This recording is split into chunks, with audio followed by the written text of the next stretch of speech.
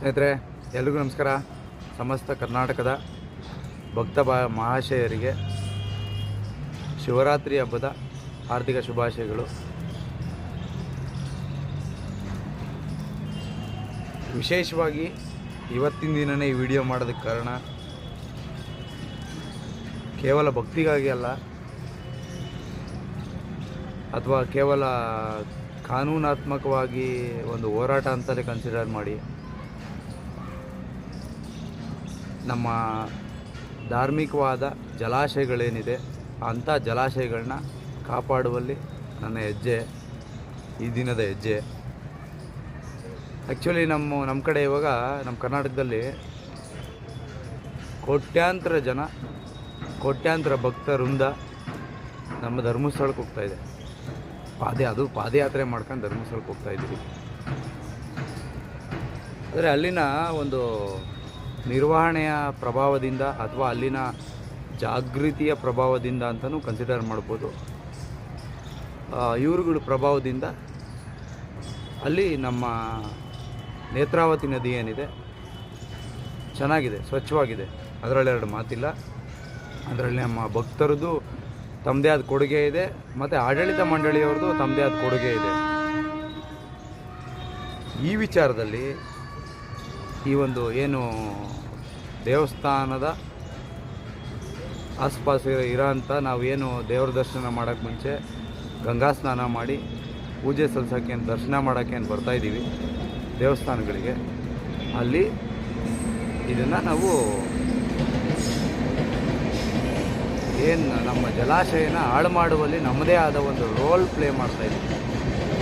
ಹೇಗೆ ಈಗ ನಮ್ಮ ಒಂದು ವೇಳೆ ಈಗ ನಮ್ಮ ಭಕ್ತಾದಿಗಳೆಲ್ಲ, ಈ ಪಾದಯಾತ್ರಿಗಳೆಲ್ಲ ಹೋದಂಥ ಅವರು ತಮ್ಮ ಬಟ್ಟೆಗಳನ್ನ, ತಮ್ಮ ವಸ್ತುಗಳನ್ನ, ಪೇಸ್ಟು, ಟೂತ್ಪೇಸ್ಟ್ ಡಬ್ಬದ್ದು ಬಾಕ್ಸು ಅಥವಾ ಇನ್ನರ್ವೇರ್ಸ್ದು ಬಾಕ್ಸ್ಗಳು, ಇದೆಲ್ಲ ವೇಸ್ಟೇಜ್ನ ಅದೇ ನದಿ ತೀರದಲ್ಲಿ ಬಿಸಾಕಿ ಬಂದರೆ, ಎಲ್ಲೇ ಆಗಲಿ ಒಂದು ಬರೀ ನಮ್ಮ ಕರ್ನಾಟಕ ಅಂತಲ್ಲ, ಆಲ್ ಓವರ್ ಇಂಡಿಯಾ ಅನ್ಕೊಳ್ಳೋಣ, ಬಿಸಾಕಿ ಬಂದರೆ ನಮ್ಮ ಮುಂದಿನ ಪೀಳಿಗೆಗೆ ಜಲಾಶಯ ಉಳಿತದ?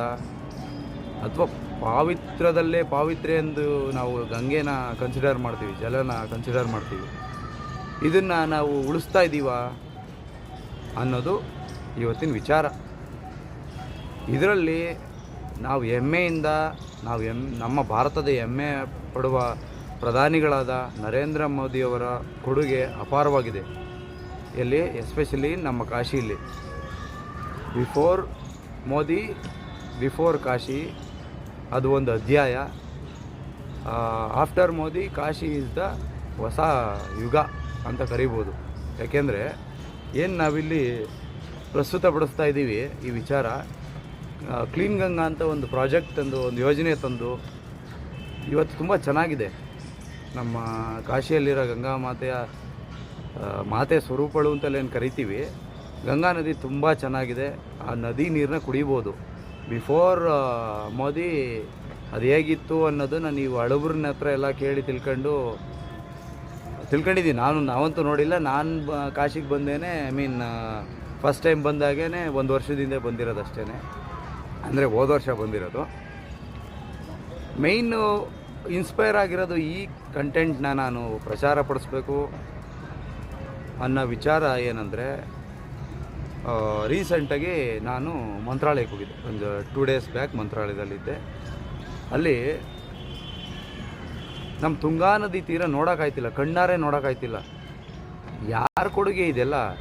ತಮ್ಗಳದು ಏನು ಸೋಕಾಲ್ಡ್ ಎಜುಕೇಟೆಡ್ ಭಕ್ತರು ನಾವು ಹೋಗ್ತಾ ಇದ್ದೀವಿ, ನಾವು ರಾಯರ ಆಶೀರ್ವಾದ ಪಡಿತಾ ಇದ್ದೀವಿ ಅಂತ ಹೇಳ್ಕೊತಾ ಇದ್ದೀರಿ. ಏನು ಮಾಡ್ತಾಯಿದ್ದೀರಿ ತಾವುಗಳು?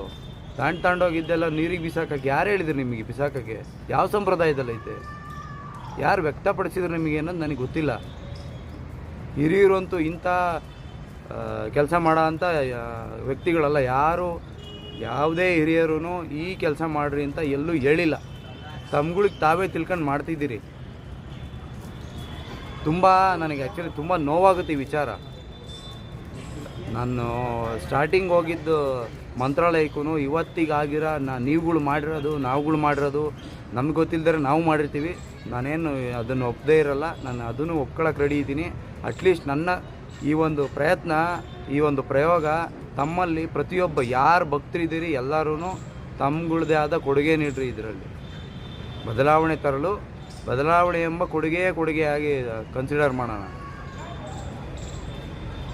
ನಾನು ಆ್ಯಕ್ಚುಲಿ ಅಫಿಷಿಯಲಾಗಿ ಅಡ್ಮಿನಿಸ್ಟ್ರೇಟಿವ್ ಡಿಪಾರ್ಟ್ಮೆಂಟಿಗೆ ನಾನು ಭೇಟಿ ನೀಡಿ ಅಲ್ಲೊಂದು ಲೆಟ್ರ್ ಸಮೇತ ಬರೆದಿದ್ದೀನಿ. ನಾನು ಅಪ್ಲೋಡ್ ಮಾಡ್ತೀನಿ. ಅದನ್ನು ಏನು ಯಾವ ರೀತಿ ಈ ಒಂದು ಸರಿಯಾದ ರೀತಿ ನಡೆಸ್ಕೊಬೇಕು, ನಾವು ಸ್ವಚ್ಛವಾಗಿರಿಸ್ಬೇಕು, ನಮ್ಮ ಮುಂದಿನ ಪೀಳಿಗೆಗೆ ನಮ್ಮ ತುಂಗಭದ್ರಾ ನದಿನ ಅಥವಾ ನಮ್ಮ ನಂಜನಗೂಡಲ್ಲಿ ಮಾಡ್ತಾಯಿರೋ ಈ ನಮ್ಮ ಅಯ್ಯಪ್ಪ ಸ್ವಾಮಿ ಮಾಲಾಧಾರಿಗಳ ವಿಚಾರಕ್ಕೆ ಬರ್ತೀನಿ. ಅದು ಅವ್ರದ್ದು ಏನಂದರೆ ಎಲ್ಲ ಮಾಲೆ ಹಾಕಿರೋ ಬಟ್ಟೆಗಳನ್ನೆಲ್ಲ ತಗೊಂಡೋಗಿ ಬಿಸಾಕ್ತಿದ್ದೀರಿ. ಯಾರು ಹೇಳಿದ್ದು ನಿಮಗೆ? ಹಿರಿಯರು ಯಾರಾದರೂ ಹೇಳಿದಾರಾ? ಒಂದು ವೇಳೆ ಹಿಂಗಾಗಿರ್ಬೋದು, we are Indians so follow the Indian culture ಅಂತ. ಕಲ್ಚರ್ ಸರಿ ಇದೆ. ನಮ್ಮ ಈ ಜ್ಞಾನ ಅನ್ನೋದು ಒಂದೊಂದು ಸಾರಿ ಈ ಥರದ್ದು ಮಾಡಿಸುತ್ತೆ ಕೆಲಸನ. ಏನೋ ಹಿಂಗಾಗಿರ್ಬೋದು,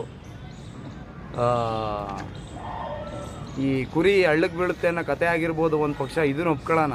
ಏನಾಗಿರುತ್ತೆ, ಯಾರೋ ಸ್ನಾನ ಮಾಡೋಕೆ ಹೋಗಿರ್ತಾರೆ ಯಾವುದೋ ನದೀಲಿ, ಆ ವ್ಯಕ್ತಿ ಬಟ್ಟೆ ಒಣಗಾಕ್ಬಿಟ್ಟು ಬಂದಿರ್ತಾನೆ ದರ್ಶನ ಮಾಡ್ಕೊಂಡು. ಎಲ್ಲ ಪ್ರತಿಯೊಂದು ದೇವಸ್ಥಾನಕ್ಕೆ ಹೋಗೋಕ್ಕೆ ಮುಂಚೆ ನಾವು ಅಲ್ಲಿ ಅವೈಲೇಬಲ್ ಇರೋ ಅಂಥ ಒಂದು ನದಿ ತೀರದಲ್ಲಿ ಸ್ನಾನ ಮುಗಿಸಿ ನಾವು ದರ್ಶನ ಮಾಡ್ತೀವಿ. ಅದನ್ನೇ ನಾವು ಕಲುಷಿತ ಮಾಡಿ ಗಲೀಜು ಮಾಡಿದ್ರೆ ನಾವು ಯಾವ ರೀತಿ ಪಾಪದಿಂದ ಮುಕ್ತ ಆಗ್ತಿದ್ದೀವಿ, ಅಥವಾ ಪಾಪನ ಮೈ ಮೇಲೆ ಎಳ್ಕೊಂಬತ್ತಾ ಇದ್ದೀವಿ ಅನಿಸ್ತಾ ಇಲ್ವಾ ನಿಮ್ಗಳಿಗೆ? ಕೆಲವರೆಲ್ಲ ಹೇಳ್ತಾರೆ ನಾವು ಎಷ್ಟೇ ದೇವ್ರು ಮಾಡಿದ್ರೂ ಏನೂ ಆಗ್ತಾ ಇಲ್ಲ. ಅರೆ, ನೀವು ಮಾಡಬಾರ್ದೆಲ್ಲ ಮಾಡಿ ದೇವ್ರು ಮಾಡಿದ್ರೆ ಏನು ರೀ ಪ್ರಯೋಜನ? ಹಾಂ, ಇದನ್ನೆಲ್ಲ ನೀವು ಮಾಡೋದು ಸರಿನಾ ಅನ್ನೋದನ್ನು ನಿಮ್ಮಲ್ಲೇ ನೀವು ಅವಲೋಕನ ಮಾಡ್ಕೊಳ್ಳಿ. ನಾನು ಲೆಟ್ರೂ ಕೊಟ್ಟಿದ್ದೀನಿ. ಅವರು ಒಂದೇ ಮಾತು ಹೇಳ್ತಿರೋ, ಸರ್ ಭಕ್ತರು ತಾವಾಗೇ ಬದಲಾಗ್ದಿರ ಏನೂ ಮಾಡೋಕ್ಕಾಗಲ್ಲ. ಈಗ ನಾನು ಧರ್ಮಸ್ಥಳದಲ್ಲಿ ಹೇಳಿದೆ ಅದು ನಿರ್ವಹಣೆ ಚೆನ್ನಾಗಿದೆ ಅಂತ. ಧರ್ಮಸ್ಥಳದಲ್ಲಿ ಒಂದು ಡೈವರ್ಟ್ ಮಾಡಿಬಿಟ್ಟು ಅದನ್ನು ಒಂದು ಒಳ್ಳೆಯ ರೀತಿ ಪ್ರತಿ ಬಾರಿ ಅನೌನ್ಸ್ಮೆಂಟ್ ಮಾಡೋ ಮುಖಾಂತರ ಒಂದು ಕ್ರಮ ತಗೊಂಡು ಇವತ್ತು ಸ್ವಚ್ಛವಾಗೈತೆ. ಪ್ರತಿ ಕಡೆ ಇದನ್ನು ಮಾಡೋಕ್ಕಾಗಲ್ಲ. ಇದ್ರದ್ದು ಅವಶ್ಯಕತೆ ಯಾರಿಗೂ ಇಲ್ಲ. ಒಂದು ಯಾಕೆ ಹೇಳ್ತೀನಿ ಕೇಳ್ರಿ, ಮಾಧ್ಯಮದವ್ರಿಗೆ ಏನು ಬೇಕು, TRP ಬೇಕು. ಇಂಥ ವಿಚಾರಗಳಿಂದ TRP ಸಿಗಲ್ಲ. ಅವ್ರಿಗೆ ಏನಿದ್ರು ಯಾರು ರಾಜಕಾರಣಿ CD ರಿಲೀಸ್ ಮಾಡ್ದ, ಯಾರು ಶ್ರೀಲಂಕಾ ಹೋದರು, ಯಾವ ಗಂಡ ಹೆಂಡತಿ ಕಿತ್ತಾಡಿದ್ರು ಮತ್ತೊಂದಾದರು, ಈ ಥರದ ವಿಚಾರಗಳಂದರೆ ಅವ್ರುಗಳಿಗೆ TRP ಬರುತ್ತೆ. ಜನಗಳೂ ಸಪೋರ್ಟ್ ಮಾಡ್ತೀರಾ, ನೀವು ನೋಡ್ತೀರಿ. ಆದರೆ ಪ್ರತಿಯೊಂದು ಭಕ್ತನೂ ಹೋಗಿ ಈ ಥರದ್ದು ಮಾಡಿದ್ರೆ ಈಗ ನಮ್ಮ ರಾಯರ ಆಶೀರ್ವಾದ ನಮಗೆ ಮಾತ್ರ ಸಾಕಾ? ಬರೀ ನಮಗೆ ಮಾತ್ರ ಸೀಮಿತವಾಗಿರಲಿನ? ಮುಂದಿನ ಪೀಳಿಗೆಗೆ ಬೇಡವಾ? ಅಥವಾ ರಾಯರೇ ಏನಾರು ಹೇಳಿದಾರ ನಿಮಗೆ? ನಿಜವಾಗ್ಲೂ ನನಗೆ ಈ ಸಾರಿ ರಾಯರು ಪ್ರೇರೇಪಣೆ ಮಾಡಿ ಕಳಿಸಿದ್ದಾರೆ. ಈ ಥರದ್ದು ಕಂಟೆಂಟ್ ಮಾಡೋದ್ರಿಂದ ಜನಗಳಲ್ಲಿ ಅರಿವು ಮೂಡಿಸಿ ನನ್ನ ಕ್ಷೇತ್ರನ ಕಾಪಾಡುವಲ್ಲಿ ನಿನ್ನದೇ ಆದ ಒಂದು ಕೊಡುಗೆ ಕೊಡುವಂಥ ನಾನು ಆ ಪ್ರಯತ್ನದಲ್ಲಿದ್ದೀನಿ. ದಯವಿಟ್ಟು ಇನ್ನು ಮುಂದಿನ ದಿನಗಳಲ್ಲಿ ನೀವು ಯಾವುದೇ ದೇವಸ್ಥಾನಕ್ಕೆ ಹೋಗ್ರಿ, ಇದಂತೂ ಸ್ಪಷ್ಟವಾಗಿ ಹೇಳ್ತೀನಿ. ಮತ್ತು ಬರೀ ನಾನು ನಿಮಗಿಲ್ಲಿ ದೈವಿಕವಾಗಿ ಮಾತಾಡ್ತಾ ಇಲ್ಲ, ನಾನು ಅನುಗ್ರಹದ ಬಗ್ಗೆ ಮಾತಾಡಿದೆ. ಆದರೆ ಬರೀ ಇದೇ ಒಂದು ವಿಷಯ ಅಲ್ಲ, ಕಾನೂನಾತ್ಮಕವಾಗಿ ನಾನು ಬರ್ತೀನಿ. ನಮ್ಮ ಸಂವಿಧಾನದಲ್ಲಿ ಏನು ಹೇಳಿದ್ದಾರೆ? ಅಂಡರ್ ಆರ್ಟಿಕಲ್ 51 ಏನು ಹೇಳುತ್ತೆ? To protect the environment including forest, river, wild life. ನೀವು ಪ್ರೊಟೆಕ್ಟ್ ಮಾಡ್ದಿದ್ರು ಪರವಾಗಿಲ್ಲ ಸ್ವಾಮಿ, ಹಾಳು ಮಾಡಬೇಡ್ರಿ. ಒಂಚೂರು ದೇವ್ರ ಮೇಲೆ ಭಕ್ತಿ ಇದ್ದವರು ದಯವಿಟ್ಟು ಇದನ್ನು ನಿಮ್ಗೆ ಯಾರು ಏನು ಸೋಕಾಲ್ಡ್ ಭಕ್ತರು ಅಂತ ಹೇಳ್ಕೊಂಡು ಓಡಾಡ್ತಿರ್ತೀರಲ್ಲ, ನಾವು ಸನಾತನಿಗಳು. ಅರೆ, ಯಾವ ಸನಾತನದಲ್ಲಿ ನಾವು ಯಾವುದೇ ಒಂದು ಶುಭ ಕಾರ್ಯ ಮಾಡೋಕ್ಕೆ ಮುಂಚೆ ನಮ್ಮ ಸನಾತನದಲ್ಲಿ ಏನು ಹೇಳ್ಕೊಟ್ಟವ್ರೆ? ಗಂಗಾ ಪೂಜೆ ಮಾಡಬೇಕು ಅಂತ ಹೇಳ್ಕೊಟ್ಟವ್ರೆ. ಗಂಗಾ ಪೂಜೆ ಮಾಡ್ತಿದ್ದೀವಿ, ಆದರೆ ಸ್ವಯಂ ಗಂಗೆಯಲ್ಲಿ ಹೋಗ್ಬಿಟ್ಟು ನಾವು ಗಂಗಾ ಮಾತೆನ ಹಾಳು ಮಾಡ್ತಾಯಿದ್ದೀವಿ. ನಿಮ್ಮ ಕೊಳೆ ತೊಳ್ಕೊಳ್ಳೋಕೆ ಇದೆ, ನ್ಯಾಚುರಲ್ ಆಗಿ ಇರೋ ಅಂಥ ಕೊಳೆನ ತೊಳ್ಕೊಳ್ಳೋಕ್ಕೆ ದೇವರೊಂದು ಅವಕಾಶ ಮಾಡಿಕೊಟ್ಟವನೇ. ಅದನ್ನೂ ನೀವು ಮುಂದಿನ ಪೀಳಿಗೆಗೆ ಉಳಿಸ್ತೀರಾ, ಈ ಥರ ಹಾಳು ಮಾಡ್ತಿದ್ದೀರಲ್ಲ, ಇದು ಯಾವ ನ್ಯಾಯ? ಹಾಂ, ಏನು ಮಾಡ್ತೀರಾ? ನಮ್ಮ ಸಂವಿಧಾನದಲ್ಲಿ ಫಂಡಮೆಂಟಲ್ ರೈಟ್ಸ್ನ ಪ್ರೊಟೆಕ್ಟ್ ಮಾಡೋಕ್ಕೆ ಮಾತ್ರ ಇಟ್ಸ್ ಎ ಮಾರಲ್ ಡ್ಯೂಟೀಸ್ ಅಂತ ಕೊಟ್ಟಿದ್ದಾರೆ. ಮ್ಯಾಂಡೇಟ್ರಿ ಡ್ಯೂಟಿ ಅಂತ ಮಾಡಬೇಕಿತ್ತು. ಸರ್ಕಾರಕ್ಕೆ ಒಂದು ಅರ್ಜಿನೂ ಬರೀತೀನಿ ಇದನ್ನು ಮಾಡಿರಿ ಅಂತ. ಅಟ್ಲೀಸ್ಟ್ 1,000 ಯಾರು ಇದನ್ನೆಲ್ಲ ಕಂಡಕ್ಟ್ ಮಾಡ್ತಾರೆ, ಯಾರು ಇದನ್ನೆಲ್ಲ ಕಮಿಟ್ ಮಾಡ್ತಾರೆ ಅಂಥವ್ರಿಗೆಲ್ಲ 1,000 ಫೈನ್ಗಿನ ಹಾಕೋ ವ್ಯವಸ್ಥೆ ಏನಾರು ಬರೆಸ್ಬೇಕು. ಇಲ್ಲಾಂದರೆ ನಮ್ಮ ನದಿ ವ್ಯವಸ್ಥೆನೂ ಹಾಳು ಮಾಡ್ತೀರಿ. ಅಲ್ಲ, ನಮ್ಮ ಮಾಲಾಧಾರಿಗಳು ಅದನ್ನು ತಗೊಂಡೋಗಿ ಬಿಸಾಕ್ತಿದ್ದೀರಲ್ಲ, ಅದನ್ನೇನು ಮಾಡ್ತಾಯಿದ್ದಾರೆ ಅಂತ ಗಮನಿಸಿದ್ದೀರಾ? ಸುಟ್ಟಾಗ್ತಾ ಇದ್ದಾರೆ ನಮ್ಮ ಮುಂದೆ. ನಮ್ಮ ಪಾಪನ ಅಂದರೆ ಸರ್ಕಾರಕ್ಕೆ ಹೆಂಗಾಗೈತೆ ಅಂದರೆ ಇದರಿಂದ ಬೆನಿಫಿಟ್ಟು ನಿಮ್ಮದೇ ದುಡ್ಡಲ್ಲಿ ಯಾರೋ ಒಬ್ಬನಿಗೆ ಕಾಂಟ್ಯಾಕ್ಟ್ ಕೊಟ್ಟು ಅವ್ರಿಗೂ 4 ಕಾಸು ಬರುತ್ತೆ, ಹೆಂಗಿದ್ರು ಕಮಿಷನ್ ಅಂತ, ಅವ್ರಿಗೂ ಅನುಕೂಲ. ಇನ್ನೇನು ಬೇಕು? ನಿಮ್ಮದೇ ದುಡ್ಡು, ನೀವು ಹಾಳು ಮಾಡಿರೋದು ನಿಮ್ಮದೇ ದುಡ್ಡಲ್ಲಿ ನಿಮ್ಮನ್ನು ಕ್ಲೀನಾಗಿ ಇಡೋಕ್ಕೆ ಪ್ರಚೋದನೆ ಅಂತೂ ಮಾಡ್ತಾಯಿಲ್ಲ. ನಾನು ಪ್ರಚೋದನೆ ಮಾಡುವಲ್ಲಿ ನನ್ನದೇ ಆದ ಒಂದು ಕೊಡುಗೆ ಕೊಡೋಣ ಅಂತ ಪ್ರಯತ್ನ ಮಾಡ್ತಿದ್ದೀನಿ. ಯಾರೆಲ್ಲ ನೀವು ಏನು ಸೋಕಾಲ್ಡ್ ಭಕ್ತರಿದ್ದೀರಿ ಇಲ್ಲಿ, ನಾನು ಪರಮ ಭಕ್ತ, ನಾನು ಅದರಲ್ಲೇನು 2 ಮಾತಾಡಲ್ಲ. ದೇವರಂದರೆ ನಾನು ಪ್ರಾಕ್ಟಿಕಲಾಗಿ ಯೋಚನೆ ಮಾಡೋನು. ನೀವುಗಳು ಇದನ್ನೆಲ್ಲ ಹಾಳು ಮಾಡಿ ದಯವಿಟ್ಟು ಸಾಧಿಸೋದೇನಿಲ್ಲ. ಪ್ರತಿ ವಾರ ಗುರುವಾರ ಬತ್ತಿದ್ದಂಗೆ ರಾಯರದೊಂದು ಸ್ಟೇಟಸ್ ಹಾಕೋದಲ್ಲ, ರಾಯರ ಕ್ಷೇತ್ರವನ್ನು ಉಳಿಸೋಕ್ಕೆ ಪ್ರಯತ್ನ ಮಾಡಿರಿ. ದೇವ್ರು ನಿಮಗೆ ಖಂಡಿತ ಒಳ್ಳೇದು ಮಾಡ್ತಾನೆ. ಇಷ್ಟು ಹೇಳೋಕ್ಕೆ ಇಷ್ಟಪಡ್ತೀನಿ. ನನ್ನ ಮಾತಲ್ಲಿ ನಿಮಗೆ ಸ್ವಲ್ಪ ಖಾರವಾಗಿ ಅನಿಸ್ಬೋದು, ಆದರೆ ಟು ಬಿ ಫ್ರ್ಯಾಂಕ್, ಇದರಲ್ಲಿ ನೀವು ಬದಲಾವಣೆ ಆದ್ರೇ ಎಲ್ಲ ಸಾಧ್ಯ. ನೀವು ಮಾಡೋದೆಲ್ಲ ಮಾಡಿ ಅಲ್ಲ, 1000 ರೂಪಾಯಿ ಖರ್ಚು ಮಾಡ್ಕೊಂಡು ಹೋಗಿ ಒಂದು ತೀರ್ಥಕ್ಷೇತ್ರನ ವಿಸಿಟ್ ಮಾಡ್ತೀರಿ, ಆದರೆ ಮಾಡೋ ಕೆಲಸ ಎಲ್ಲ ಈ ಅನಾಚಾರದ ಕೆಲಸ ಮಾಡ್ತಿದ್ದೀರಿ. ಹಾಂ, ಇದು ನಿಮ್ಗಳಿಗೇನೆ ಯಾರು ನೋಡ್ತಿದ್ದೀರಿ, ಹಿರಿಯರು ಯಾರು ನಾವು ಬಟ್ಟೆ ಬಿಸಾಕಬೇಕು ದೇವ್ರಿಗೆ ಅಂತ ಹೇಳಿಲ್ಲ. ಐ ಮೀನ್ ನದಿಗೆ, ದೇವ್ರು ಮೀನ್ಸ್ ನದಿನೇ ದೇವರು. ನಾವು ನೀರು ಕುಡಿದೇ ಇದ್ರೆ ಪ್ರತಿದಿನ ಬದುಕಕ್ಕೆ ಯಾವ ಮನುಷ್ಯನ ಕೈಲೂ ಆಗಲ್ಲ. ಗಾಳಿ, ನೀರು, ಪಂಚಭೂತಗಳಲ್ಲಿ ನೀರು ಒಂದು.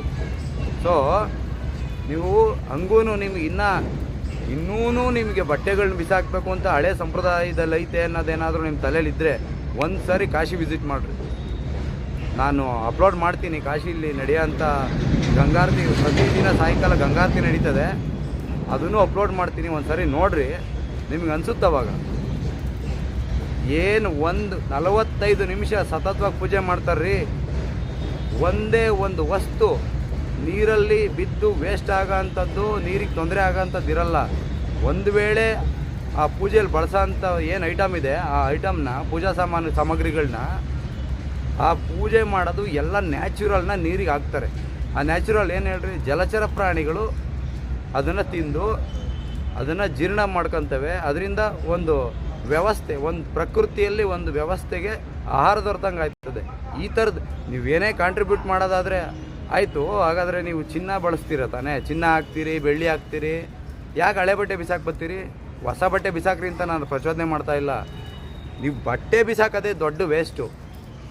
ಅದ್ರ ಜೊತೆಗೆ ನೀವು ತಗೊಂಡೋಗಿದ್ದಂಥ ಸೋಕಾಲ್ಡ್ ಪ್ಲಾಸ್ಟಿಕ್ ಥಿಂಗ್ಸ್ ಬಳಸ್ತಿದ್ದೀರಲ್ಲ, ಅದಂತೂ ನಿಮಗೆ ಬರಬಾರದ ಪಾಪಗಳು ಅಂತೂ ಬಂದ್ಬಿಡುತ್ತೆ. ಇನ್ನು ಮೇಲೂ ಚೇಂಜ್ ಆಗಿಲ್ಲ ಅಂದರೆ ಖಂಡಿತವಾಗ್ಲೂ ಬರುತ್ತೆ. ಇದು ನಾನು ಶಾಪ ಅನ್ಕೊಂಬಿಡ್ರಿ, ನೀವು ಬೇಜಾರಾಗಬೇಡಿ. ಒಂದು ಏನು ಹೇಳೋಕ್ಕೆ ಟ್ರೈ ಮಾಡ್ತಿದ್ದೀನಿ ಅದನ್ನು ಗಮನಿಸ್ರಿ ಫಸ್ಟು.